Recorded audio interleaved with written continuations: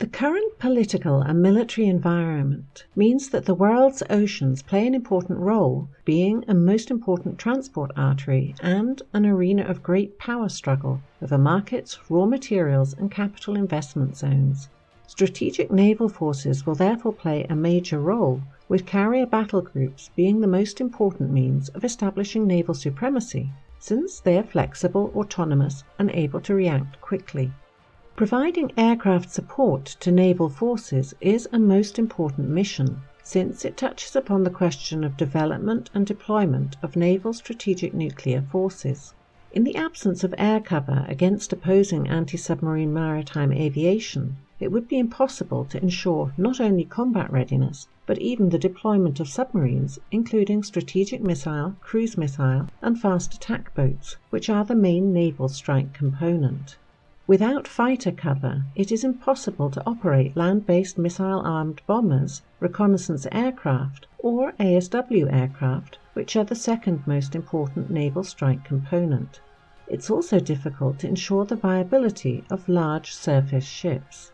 In the event of an armed conflict with the use of nuclear weapons, aircraft carriers would be tasked with rapid concentration of air assets near enemy shores and striking land-based installations, bases, airfields and logistical nodes. It means that carrier battle groups depend on the effectiveness of their embarked aircraft, whose tasks include air defense in the combat zone, as well as anti-submarine protection of the naval task force and the regions in which it operates. Vertical takeoff and landing (VTOL) aircraft have become a major component of naval aviation. It began to be discussed in the 1950s as leading naval powers were tackling the problem of using jet aircraft. Such aircraft require a longer takeoff run and also special arresting gear. VTOL aircraft, on the other hand, are able to take off straight from hangars, decks or other unprepared surfaces. As far as the catapults are concerned, they and their associated equipment greatly complicate the ship. Moreover, VTOL aircraft can be embarked in very large numbers. An aircraft carrier has limits on the size of its air group, and if it is insufficient to provide air superiority and direct support to amphibious forces, the operation requires the presence of a second carrier, which is often unacceptable for financial reasons. Having a large number of VTOL aircraft solves the problem of supporting naval and amphibious forces, which is especially important for the contemporary Russian Navy. The use of VTOL would solve the problem of increasing carrier aviation firepower, given the shortage of aircraft-carrying cruisers. This system has considerable flexibility, as it allows ships capable of operating helicopters to also embark VTOL aircraft. The USSR developed projects for converting tankers into aircraft carriers by providing them with ramps. This technological solution might be used by the Russian Navy as a temporary measure. For the sake of objectivity, one should also note VTOL disadvantages. They have, in comparison to conventional aircraft, a shorter operating radius, lower payload, and reduced maneuverability. Developing a VTOL aircraft is a lengthy and costly process, and deploying both types of aircraft means additional expenditures for servicing spare parts and the bifurcation of pilot training programs. Of the many VTOL projects under development in the USSR, the USA and Europe, only the Soviet Yak-38 and Yak-41, British Harrier and Sea Harrier, US Harrier-based AV-8 and F-35B entered series production. This article will discuss the Yakovlev aircraft, since that design bureau was involved in VTOL development, and its experience may yet be used to launch future Russian VTOL aircraft. Many Soviet design bureaus were involved in VTOL research, and their experiments were mainly focused on equipping existing aircraft with vertical lift engines. But Yakovlev designers understood that building a new engine with high thrust-to-weight ratio would be very difficult, and preferred to design an experimental aircraft with a combined power plant consisting of a main liftoff and cruising engine and a secondary liftoff engine.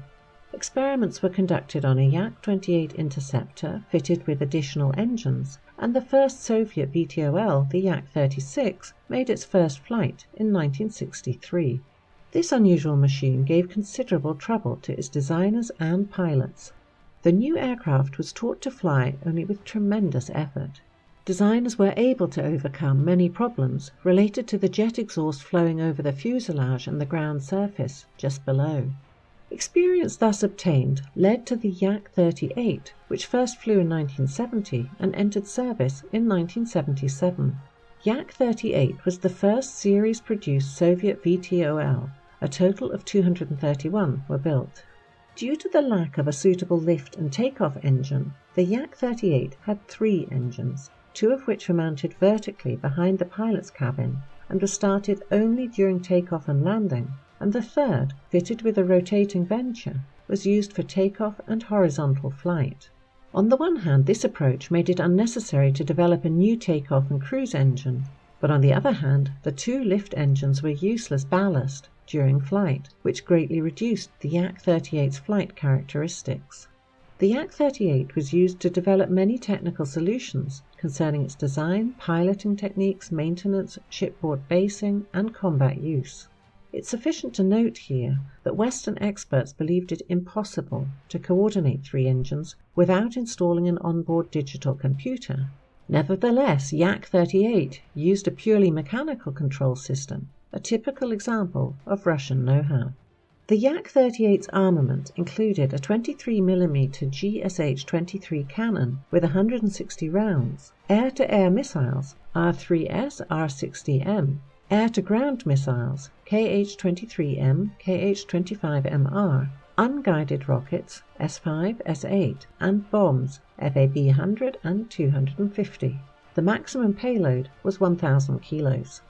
Nevertheless, the Yak-38 had extremely limited combat ability. First of all, it had no radar in order to reduce weight. Secondly, the first models couldn't lift anything into the air except unguided rockets and small bombs, making them practically useless for defense against naval and air targets, not to mention using the aircraft for strike missions.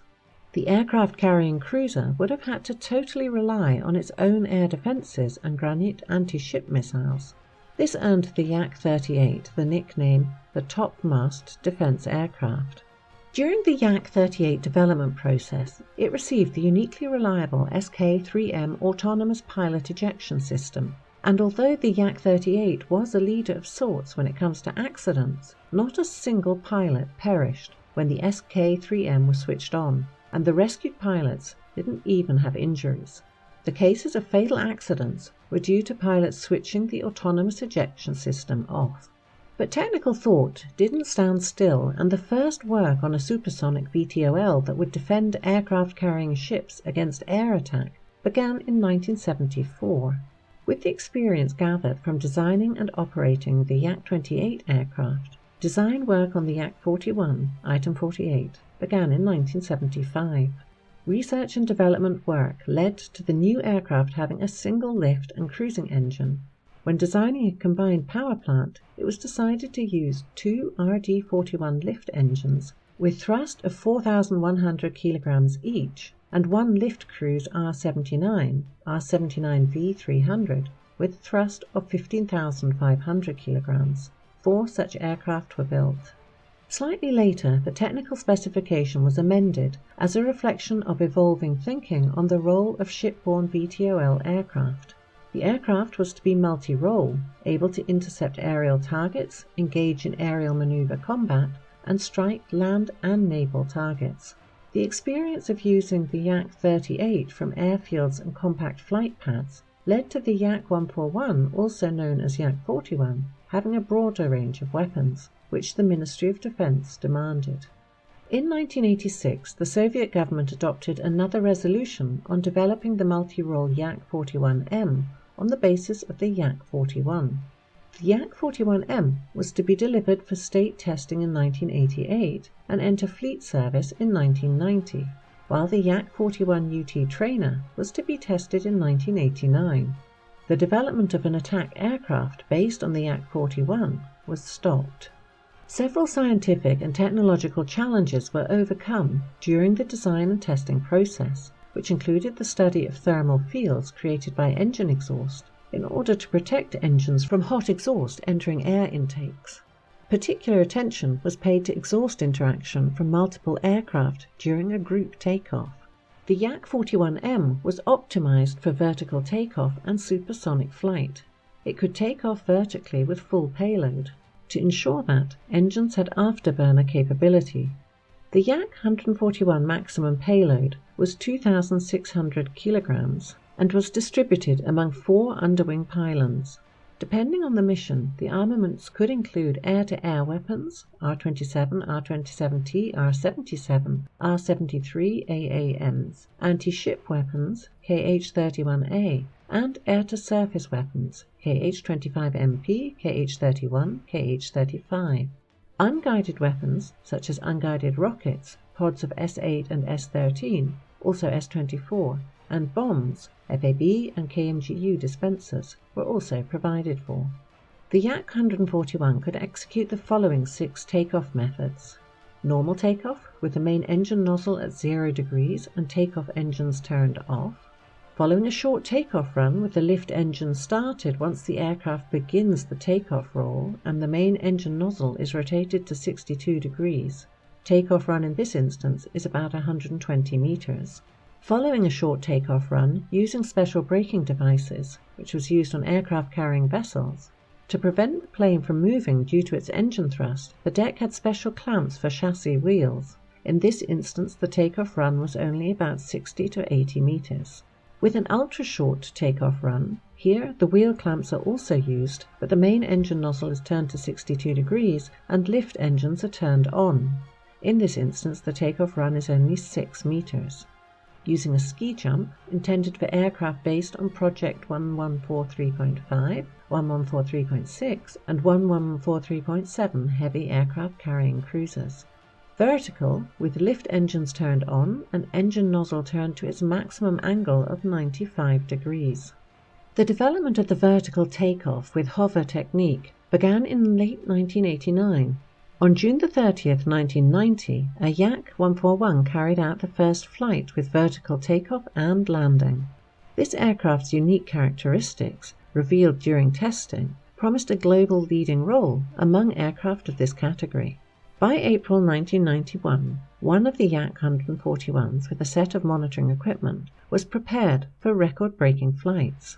Over 15 days, Yakovlev test pilot A.A. Sinitsyn set 12 world records in the N-class jet-powered VTOL aircraft. One should also note the effectiveness of Yak-141 pilot rescue means, which were flawless in their work.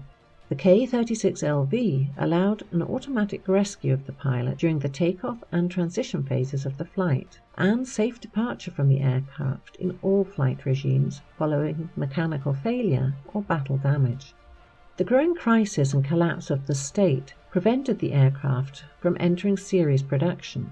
The 5th October 1991 crash, when a plane was lost due to pilot error, was an excuse to first freeze and then close down VTOL research in Russia. But Yakovlev continued to work on future projects for some time. By the end of 1991, the Saratov aviation plant stopped preparations for Yak-141 series production due to lack of funding. 4 experimental aircraft were built. In subsequent years, the work on improving the aircraft was done using their own funds and in the hope of export orders. The current situation with Russian shipborne aviation is far from good.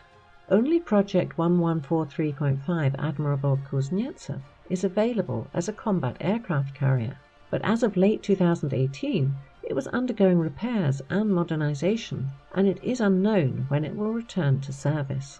As far as aircraft are concerned, the Russian Navy has 22 MiG-29K and 17 Su-33 multi-role fighters, but they are modified to be launched using a catapult.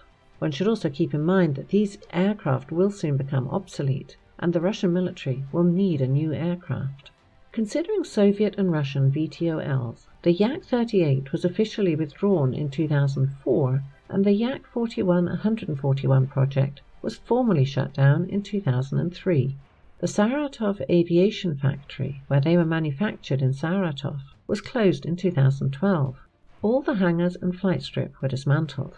As of 2018, the former plant consists of empty space and several shopping centres. Rostec and Helicopters of Russia were planning to restore the factory, but economic and political problems prevented it. Discussions concerning possible construction of a new Russian carrier, which have been ongoing in Russian media, have not so far led to any new construction. In May 2018, a Russian defense industry source said that in the event of approval for one of the variants of Project 23,000 Storm aircraft carrier, design work and preparation of technical documentation would start in 2019. The carrier itself could be laid down in 2021 to 2022, and its construction would take 10 years. Drawings of the ship indicate an 80 to 90,000 ton vessel with a length of 330 meters, breadth of 40 meters, and a draft of 11 meters. It could carry up to 90 aircraft of various types, as well as 3,000 aerial munitions. It's not known which plant would undertake its construction. Russian media announced work on VTOLs for aircraft carriers as already ongoing back in November 2017. According to several Russian experts, the most promising venue is dusting off the know-how amassed in the Yak 141 program and fully using it while incorporating technological advancements of the last 30 years, which gave us new materials and automated control systems. Such an aircraft was being designed in the 1990s with the designation Yak 201 by the Yakovlev Design Bureau on its own initiative. As of 2018, it is still on the drawing board. There are no mock-ups, let alone prototypes. Technical requirements indicate the new VTOL will have some differences to the Yak 141, mainly in its expanded radius of action. The airplane will probably have a conventional layout with a twin tail fin set at a steep angle. The entire aircraft has stealthy contours with few angles. There will be one engine for both liftoff and cruise with a mechanically driven lift fan. The engine will be mounted behind the pilot's cabin. The nozzle was evaluated in a number of variants before settling on a swiveling one. A thrust vectoring system gives the airplane extreme maneuverability, and its weapons will be carried in internal bays. It's intended to be a single-seater, but no engine has been chosen yet. It is supposed to reach the maximum speed of 1,250 km an hour at low altitude and 1,800 km an hour at high altitude, and to have a ceiling of 15,000 meters. Weapons will include the GSH-301S cannon with 120 rounds, R-77 and R-27 AAMs. Close-range AAMs like the R-73 and R-60 and rocket pods up to 240 mm have also been considered. It will be a completely new aircraft with a so-called glass cockpit, new control and navigation systems such as GLONASS. It will lighten the plane and improve its combat performance. Whenever a development path is interrupted, a loss of know-how inevitably follows. In the early 1990s, the Yak 141 crash served as an excuse to shut down VTOL development. The supersonic Yak 141 was on the threshold of oceanic cruises, which were cancelled due to the domestic political and economic situation, which brought the USSR to collapse and ended future aircraft development. Yakovlev conducted VTOL research mainly on his own initiative, hoping for future orders, including for export. The Yak 141 could be used as a linchpin for a flexible and mobile defensive system, with high survivability even in the case of a surprise mass strike. Future VTOL designs also explored increasing their lethality by increasing flight radius and loiter time, increasing payload, expanding the range of weapons carried, improving fire control systems, reducing observability in the radar and IR spectrum. Equipping carriers with VTOL aircraft is most preferable for the Russian Navy. Small carriers and even large surface ships could carry large numbers of such aircraft. Developing a range of VTOLs is also economically advantageous. It's simpler to build a Yak 201 by using Yak 141 know-how than to build a new aircraft carrier class from scratch. The Russian aviation industry, though it does have its problems, looks better than the shipbuilding one. One should also keep in mind that it would be somewhat premature to talk about a new VTOL unless there is an aircraft carrier design in the wings. There is also the matter of industrial capacity. As noted above, the Saratov plant has been shut down and is no longer a defense asset. The Yakovlev Bureau has not been working on VTOLs for decades and has been absorbed by the Irkut. However, the matter of putting together a VTOL air group for the future carrier is being discussed in military circles, and it does have a chance of becoming reality. Given the current limited economic and financial support for the Russian Navy, giving the surface fleet VTOL aircraft is one of the most effective and prospective directions of its future development. It makes no sense to operate submarines and ocean-going surface ships without giving them air cover.